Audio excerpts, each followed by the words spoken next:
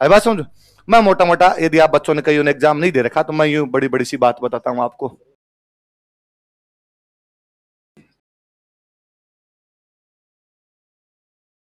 पहले प्री दोगे आप, फिर मेंस दोगे, फिर इंटरव्यू दोगे, 3 चरण में। प्री वाले में एक ही पेपर आता है, 150 सवाल आते हैं। कितने सवाल आते हैं? मेंस वाले में 4 पेपर आते हैं, 200-200 नंबर के, सब्जेक्टिव लिखना पड़ता है। प्री वाले में 150 सवाल आते हैं, उनमें तो भरना है एबेसेड है। जीते आए वो तो वैसे भर दो, नहीं आए वो बालाजी का नाम लेके भर दो, पर एबेसेड भरने होते हैं, गोले भरने होते हैं उसके अंदर, है ना। मेंस वाले में थोड़ा मामला टिपिकल हो जाता है कि आता है तब तो लिख दो, और नहीं आता तो बाद में खाली छोड़ना पड़ता है। हालांकि कई तो हिम्मत वाले होते हैं, वो उसमें भी लिख देते हैं जो उनको नहीं आता, दूर दूर तक नहीं आता तो भी लिख देते हैं। पिछली बार मेंस में क्वेश्चन पूछ लिया था अर्जुन की तपस्या। क्या क्वेश्चन पूछा पिछली बार? मान लो 1000 लोगों की वैकेंसी थी, तो 1000 में से किसी को वो सवाल नहीं आता था, किसी को ही, भले जिसकी फर्स्ट रैंक आई हो, भले उसकी 10वीं आई हो, भले उसकी 100वीं आई हो, और भले उसकी 1000वीं आई हो, किसी को भी उस सवाल का उत्तर तो नहीं आ रहा। वो वास्तव में तमिलनाडु में एक जगह पड़ती है महाबलीपुरम, वह महाबलीपुरम की एक मूर्ति है, अर्जुन की एक मूर्ति है। फिर भी मेरे एक दोस्त उस सवाल को अटेम्प्ट करके आए, तो मैंने पूछा क्या लिखा आपने इसमें? तो उसने कहा आपने टोंक रोड पे अर्जुन की मूर्ति है ना। मैं तो उनका करंट में पूछ लिया, अभी तो लगी थी मूर्ति, तो मैंने लिख दिया कि हाल ही में जयपुर में टोंक रोड पर अर्जुन की एक धनुर्धारी मूर्ति लगाई गई है, जिसे अर्जुन की तपस्या के नाम से भी। तो मगर यार आप हिम्मत वाले हो, और छोर भी नहीं पता था, आसपास भी नहीं पहुंच पा रहे थे, उसके बावजूद आप लिख के आगे। तो ऐसा काम भी आप कर सकते हैं, पर फिर भी यह होता है कि भाई जो आता है उसका आंसर लिखा जाता है, और जो नहीं आता उसका आंसर नहीं लिखा जाता अपने से। मैं एक बार इसकी बात नहीं करूं, ये एक अलग चीज है। ये कई बार स्टूडेंट हमसे रिसेप्शन भी आगे पूछता है कि आप किस किस की तैयारी कराते हो, तो हम कहते हैं प्री की करवाते हैं और मेंस की करवाते हैं। तो कहते हैं आप इंटरव्यू की नहीं करवाते क्या? तो कि भाई वो तो मेंस के बाद में होती है, एक बार तो साथ साथ में तो इंटरव्यू कैसे ली जाए। पर मुझे लगता है कि ये जो फाउंडेशन वाला कोर्स होता है, ये लगभग आपका चलता है 15-16 महीने। कितना चलता है? 15-16 महीने की। 15 आपको 15 महीने बताया होगा, रिसेप्शन वालों का होगा 15।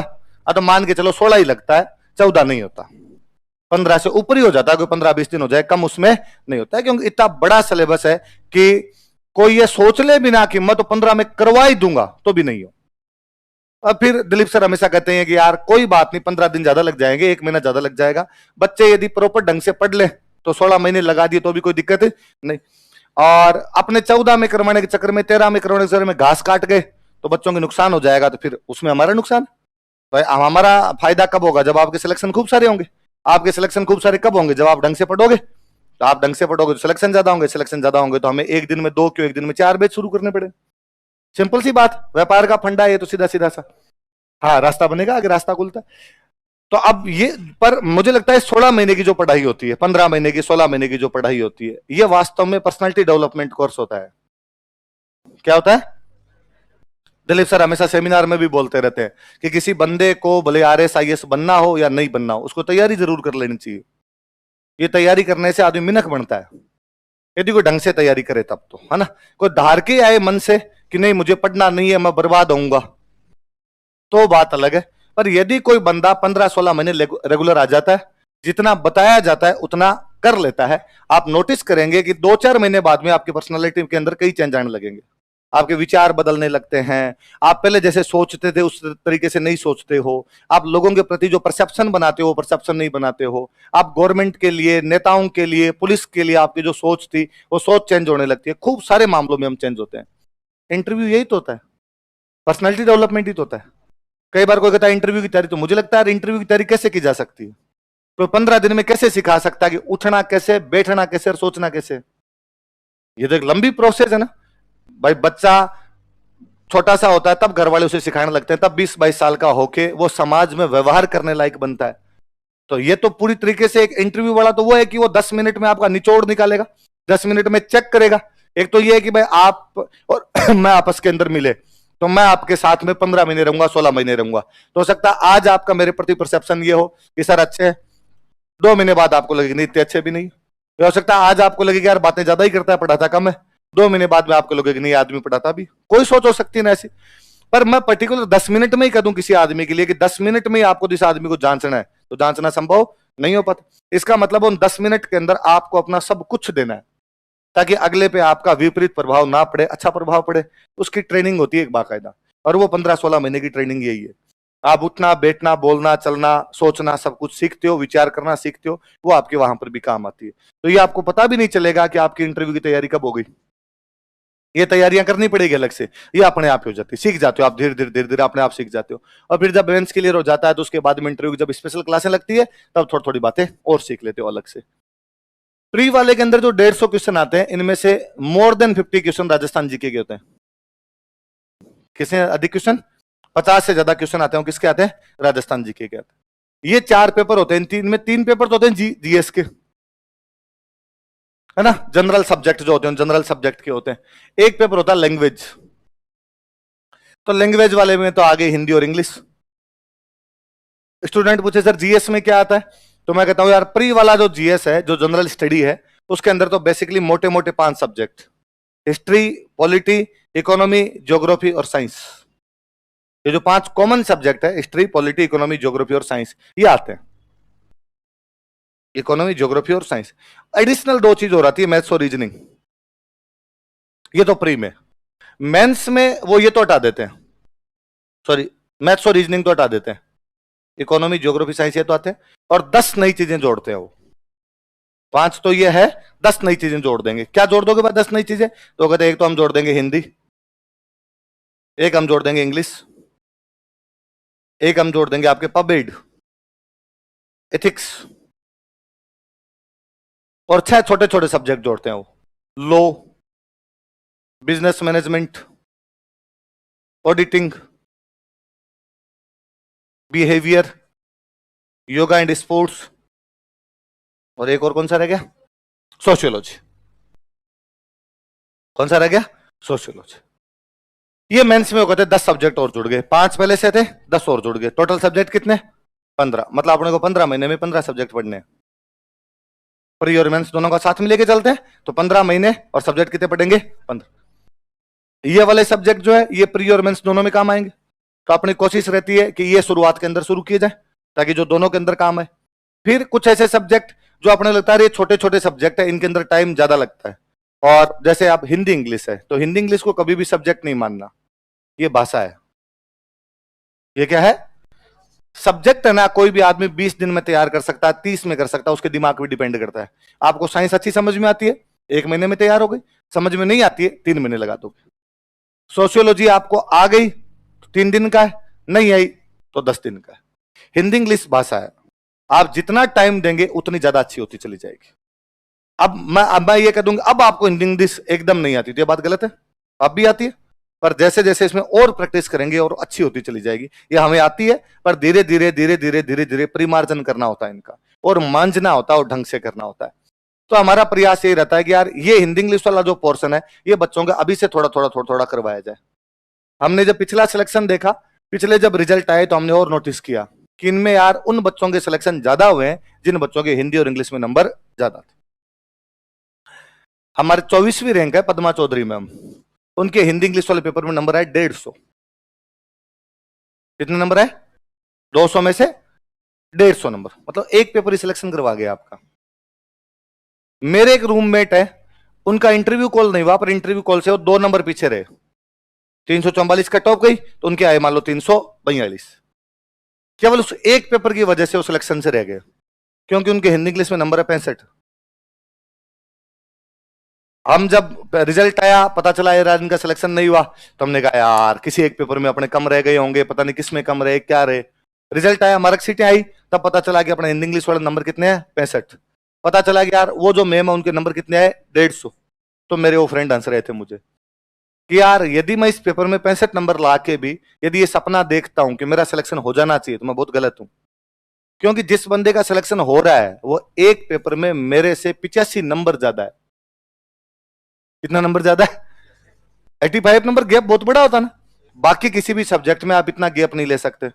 जैसे मान लो हिस्ट्री आती है 75 नंबर की, कितने की आती है? 70। मुझे हिस्ट्री पढ़ाते हुए हो गए 10 साल।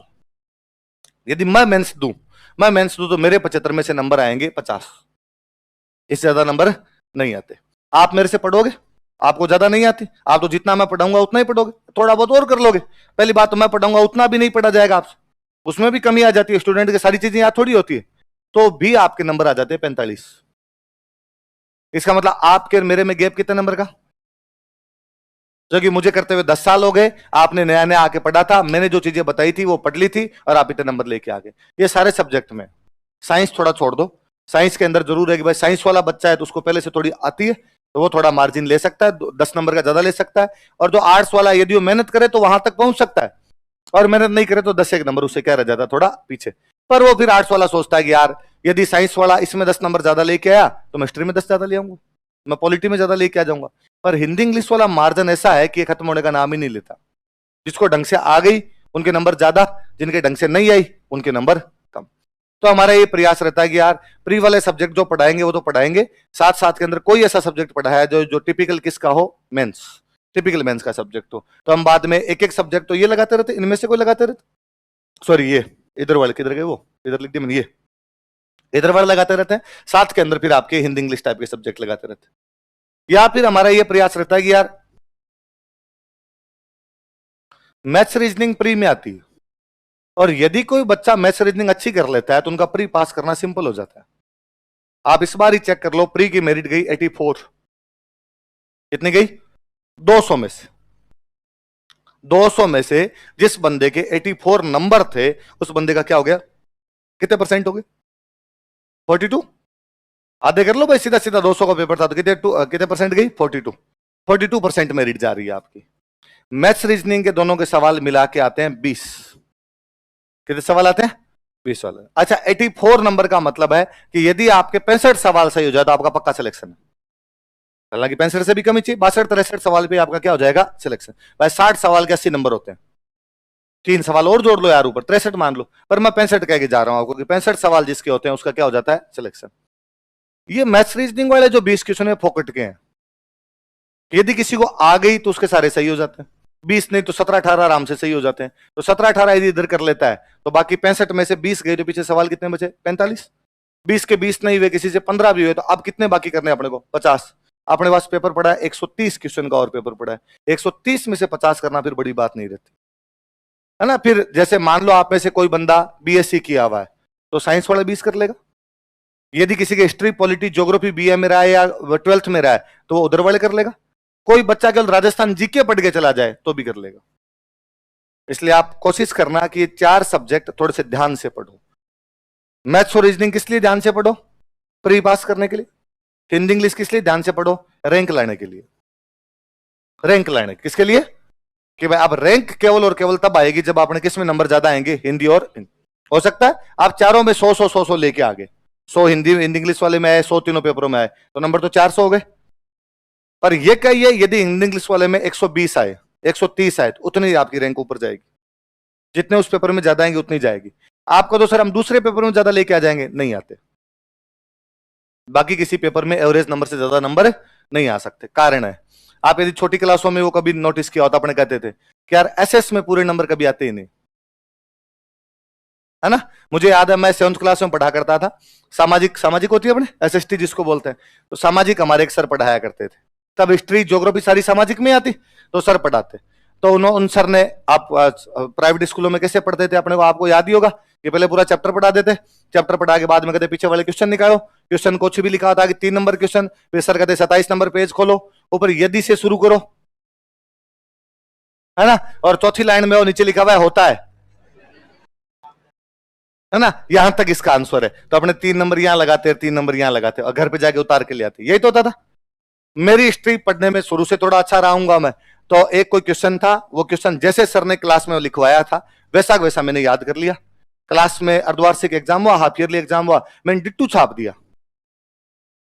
जो सर क्लास में पढ़ाते उन्होंने पेपर बनाया, या हाफ ईयरली टाइप के वही बनाते, स्कूल वाले बनाते, उन्होंने पेपर बनाया, उन्होंने मेरी कॉपी चेक की, डिट्टू वैसा लिखा हुआ था जैसे किताब में था। उन्होंने 5 में से नंबर दिए 3, 5 में से 3। मेरे को दुख इस बात का कि मेरी क्लास में सेकंड रैंक हो रही थी और जिसकी फर्स्ट रैंक हो रही थी उसकी क्लास में नंबर मेरे से 2 ही ज्यादा थे। तो मुझे लगता है कि यदि इसमें 5 में से 5 आ जाए तो अपने फर्स्ट रैंक पे चले जाएंगे। तो मैंने उनको जाकर कहा कि इसमें 2 नंबर और दो। तो उनका क्यों दूं 2 नंबर और, तो मैं को जैसा आपने क्लास में बताया था वैसा मैंने लिख दिया। अब 2 चीज हो सकती है, या तो आपने गलत लिखा है, या तो आप ये मान लो कि आपने इसको क्या लिखा है, गलत लिखा है, और या मेरे को 2 नंबर और दे दो। तो मुस्कुराए मेरी तरफ और उन्होंने कहा नहीं ऐसे नहीं होता है, एसएसटी में कभी पूरे नंबर आते ही नहीं, भले ये हो जाए तो भी इसके अंदर पूरे नंबर। अपने दिमाग के अंदर वो बात घुसी कि नहीं भाई एसएसटी के अंदर कभी भी पूरे नंबर नहीं आते। ठीक है, तो ये अब ताबर था, इतना समझ नहीं आता था, आज पूरा समझ में आता 11 नंबर तो नहीं आते, ये नंबर आते होते यदि एसएसटी में नंबर आते होते तो 800 नंबर का मेंस का पेपर होता है पूरा एसएसटी के सब्जेक्ट ही तो है। एक साइंस का 75 नंबर छोड़ दो, बाकी पूरी की पूरी क्या हो एसएसटी तो है। मेरिट हाईएस्ट अब तक गई है 350, 3 अटेम्प्ट हुए, एक बार गई 350, एक बार गई 327, एक बार गई 344। 800 में से 400 नंबर के 50% होते हैं, मतलब मेरिट 50% भी नहीं जा रही। वो सिद्धांत लागू हो रहा है कि एसएसटी में पूरे नंबर तो, पर हिंदी इंग्लिश में इनमें नंबर ज्यादा आने की संभावना होती है। कारण 50 नंबर की आती है ग्रामर हिंदी की, उसने पूछा सत्य का विलोम शब्द बताइए, यदि असत्य लिख दिया तो अगले को नंबर देने ही पड़ेंगे। वो ये नहीं कह सकता कि यार इसमें मैं नंबर नहीं दूंगा। एक्टिव वॉइस दिया था, एग्जैक्टली आपने इजेमार सही लगाते हुए, बीइंग का प्रयोग करते हुए, थर्ड फॉर्म लगाते हुए यदि उसको पैसिव के अंदर बदल दिया तो आपको नंबर देने ही पड़े। डिटर्मिनेशन लगाने थे आपने, जो पूछा था वैसा का वैसा लगा दिया तो आपका नंबर वहां पर काटा। फिर वो ये नहीं कह सकता कि नहीं यार तूने तो ए लिटिल लिखा है, यहां पर ए लिटिल ही होना था, ए लिटिल ही लिख दिया यहां पर मैं इसमें नंबर तो नहीं दूंगा यार, कि मुझे लग रहा है यार मजा नहीं आ रहा, ए लिटिल लिख दिया हो पर मैं नंबर नहीं दे सकता तेरे को, नहीं होता ना। हंस के 4 पर्यायवाची बताओ, यदि आपने 4 सही से लिख दिए तो 2 नंबर है, 4 सही नहीं लिखे 2 लिखे तो 1 नंबर है, 3 लिखे तो 1.5 नंबर है, फिक्स है ना। इसका मतलब हिंदी इंग्लिश मैथ्स है, मैथ्स होती है। मैथ्स में यदि पूरा का पूरा सवाल कर दिया तब तो नंबर आ जाएंगे, और पूरा का पूरा सवाल नहीं किया तो नहीं। तो आपने छोटी क्लासों में जो पढ़ते थे, छोटी क्लासों में अलग अलग मास्टर नहीं होते, वही मास्टर मैथ्स पढ़ाता था, वही एसएसटी पढ़ा लेता था, वही इंग्लिश पढ़ा लिया करते। गांव में तो हमारा ऐसे ही हुआ करता। अब वो सेम मास्टर एसएसटी पढ़ाता है, वो सेम सर जो होते थे वो साइंस पढ़ाया करते थे। अब मास्टर खोड़ला हो जाता है बाद में, उसको लगता है मैं एसएसटी में काटता हूं तो मैथ्स में भी काटूं, पर काटे कहां, यदि बच्चे ने पूरा का पूरा लिख दिया फिर नहीं, तो फिर वो 10 वाले में देते 9.5। 9.5 क्यों दिए सर, मेरा पूरा सही है, कि चूंकि सही नहीं लिखा है ना, चूंकि वाला ये इसलिए होता है, ऐसे लिखना था, चूंकि नहीं लिखा इसलिए काट लिया। या ज्यादातर मास्टर तो वैसे मारते थे, कभी क्लास में पीटते तो कि आंसर आया 5, आप लास्ट में 5 आंसर निकाले इधर आ, और फट थप्पड़ मार दिया।